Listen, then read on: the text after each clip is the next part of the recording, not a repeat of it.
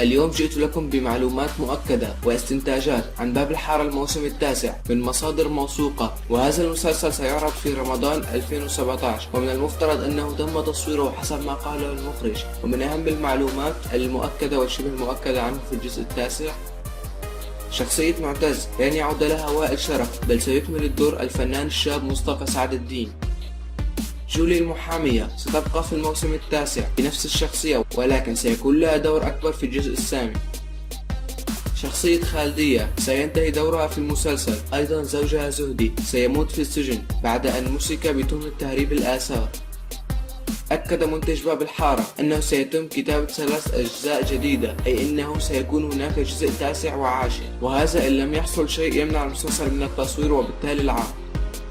من المتوقع أنه لن يتم تغيير مؤدي الأدوار في الموسم الجديد، لأنه صور بعد فترة وجيزة من الموسم الثامن.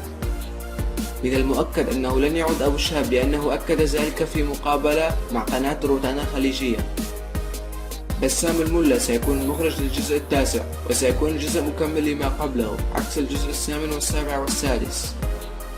سيتكلم الجزء الجديد عن مظاهرات ضد الاحتلال الفرنسي وضد احتلال لواء اسكندرون، وسيكون دور للنساء في هذا الحراك.